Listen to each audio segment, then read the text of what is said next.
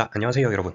우리 물리학계에서 최근 가장 화두가 되고 있는 두 가지 키워드는 바로 양자 컴퓨터와 같은 양자과학, 그리고 머신러닝 기반의 인공지능 기술입니다. 둘 다 최근에 노벨 물리학상의 연구 주제이기도 하고요. 현재 진행 중인 과학 기술의 발전에서 가장 큰 역할을 하게 될 주인공들이기도 합니다. 현재 우리 일상에서 가장 많이 활용되고 있는 기술 중 하나인 챗GPT, 제미나이와 같은 AI 언어 모델에 대해서 먼저 살펴보겠습니다. 이 그래프는 AI 언어 모델들의 파라미터 수, 간단히 얘기해서 모델의 크기가 시간에 따라서 어떻게 변화하고 있는지를 보여주고 있습니다. 시간이 지날수록 이 AI의 크기는 계속해서 거대해지고 있고요. 여기 2023년과 2025년까지 2년이 지나는 동안 이 모델의 크기는 100배 가까이 커졌다라고 해석할 수도 있습니다. 그래서 우리는 현대 AI를 거대 모델이라고도 부릅니다. 이 AI의 모델이 커진다는 것은 그만큼 이 AI를 학습시키는데 더 많은 컴퓨터 자원과 더 많은 시간을 필요로 한다는 의미이기도 합니다. 또한 이 AI를 학습시키고 운영하는 데 필요한 에너지도 어마어마하게 늘고 있어서 사회 경제적, 환경적인 문제가 되고 있기도 하죠. 이 컴퓨터 자원이나 에너지에는 한계가 있으니 이 AI를 무한정 커지게 할 수는 없고요. 조만간 이 AI의 크기를 키우는 것만으로는 이 성능을 높이기 어려워지는 한계가 올 수가 있습니다. 우리는 지난 시간에 일반적인 컴퓨터, 고전 컴퓨터의 한계를 훌쩍 뛰어넘는 양자 컴퓨터에 대해서 배운 적이 있습니다. 특히 양자 컴퓨터를 활용하면 동일한 문제를 훨씬 빠르고 효율적으로 계산할 수 있었죠. 현재 AI는 고전 컴퓨터 위에서 돌아가고 있으니 이런저런 한계가 발생하는데, 혹시 양자 컴퓨터 상에서 돌아가는 AI를 개발한다면 이러한 한계를 뛰어넘을 수 있지 않을까요?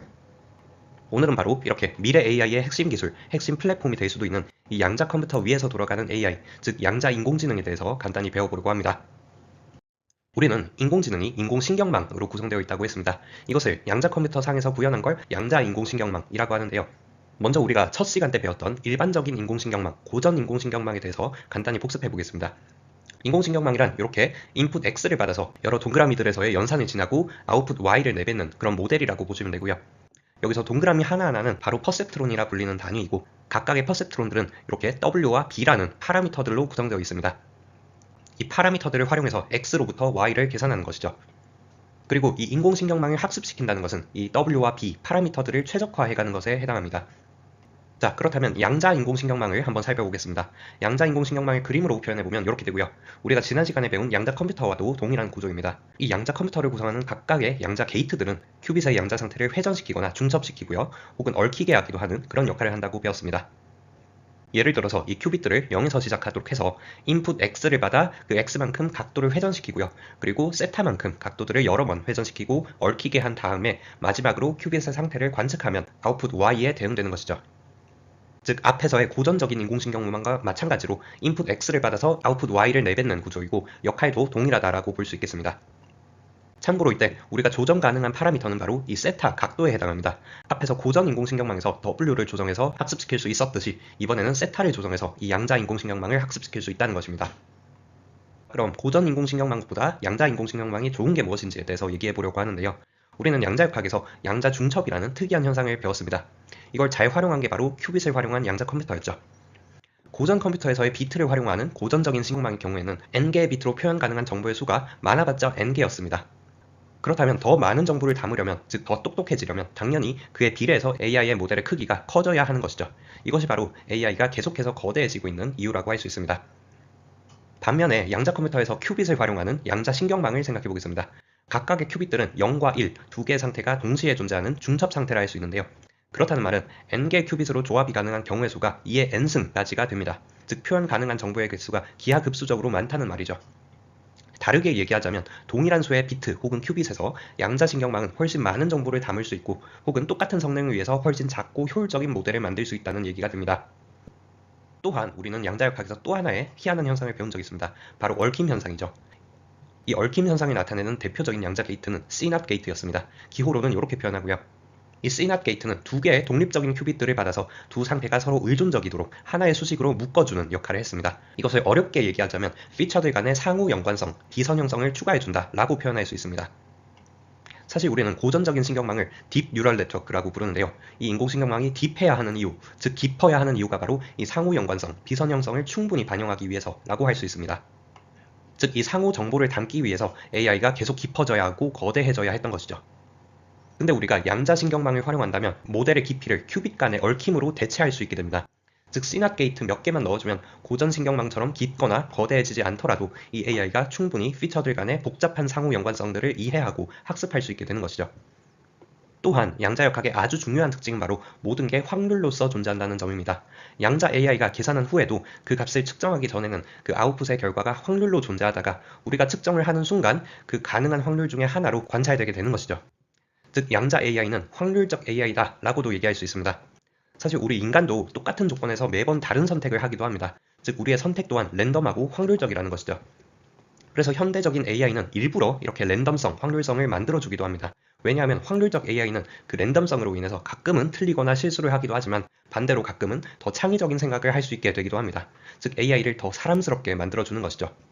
하지만 고전 컴퓨터에서 확률적인 AI를 구현하기 위해서는 다소 인위적인 계산이 필요합니다.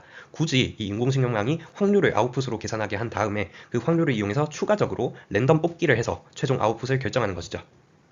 이것으로 인해서 원래는 가장 높은 확률의 아웃풋이 이미 결정되어 있더라도 인위적인 랜덤성을 통해서 낮은 확률의 아웃풋도 가끔은 선택되도록 하는 것입니다. 어떻게 보면 원래는 완벽한 AI에게 일부러 실수를 하게끔 만들어주는 것이죠. 하지만 우리는 양자역학은 그 자체가 확률적이라는 걸 배웠습니다. 즉 양자 컴퓨터로 AI를 구현한다면 그 AI는 인위적으로 확률을 계산하고 랜덤 뽑기를 하지 않더라도 내재적으로 확률성, 랜덤성을 내포하고 있기 때문입니다. 훨씬 더 자연스러운 확률성을 구현할 수 있게 되는 것이죠. 사실 우리 인간의 뇌 역시 똑같은 상황에서도 확률적으로 랜덤하게 행동하기도 하고요. 이 때문에 가끔 실수를 하거나 엉뚱한 생각, 창의적인 생각을 할 수 있게 되기도 합니다. 우리 뇌는 양자 AI에 좀 더 가깝다는 것이죠. 실제로 놀랍게도 우리 인간의 뇌 역시 아주 작은 신경세포로 구성되어 있고 이 신경세포들은 원자 수준의 신호로 소통을 합니다. 그래서 어떤 과학자들은 우리 인간의 뇌 역시 양자역학적 효과에 의해 지배되는 게 아닐까 하는 생각을 합니다. 즉 인간이 의식을 갖고 있는 이유가 바로 양자역학적 원리 때문이라는 것이죠. 이걸 과학자들은 양자의식 가설이라고도 부릅니다.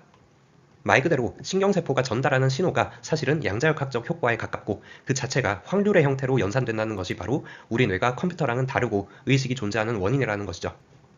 사실 이 가설은 여러 비판도 많이 받고 명확한 근거도 없는 비주류의 소수 가설에 해당하긴 합니다. 하지만 분명히 양자역학 기반의 AI는 고전 AI와는 또 다른 효율적인 생각이 가능하기 때문에 이걸 연구하고 이해하는 것은 어쩌면 우리 뇌의 메커니즘을 조금이나마 더 잘 들여다볼 수 있는 기회가 되지 않을까 하는 기대도 있기도 합니다. 하지만 사실 챗GPT 이상의 똑똑한 양자 AI를 만들기에는 양자 컴퓨터는 어려움이 많습니다. 대표적인 문제 중에 하나가 바로 양자 회로의 오류, 즉 노이즈입니다.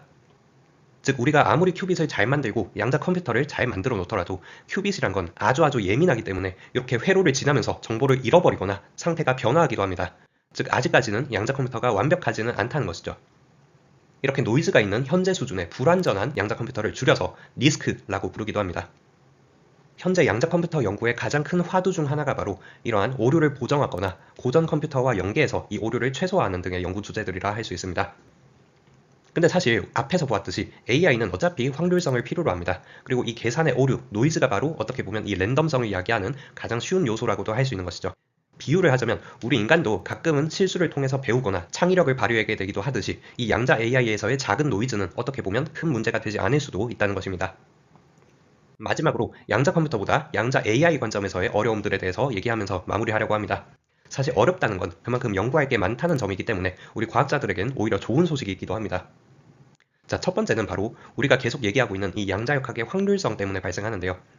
예를 들어서 우리가 원하는 아웃풋, 정답에 해당하는 아웃풋이 0.5라고 한다면 사실 양자 AI는 0.5라는 값을 정확하게 뱉어주는 게 아닙니다.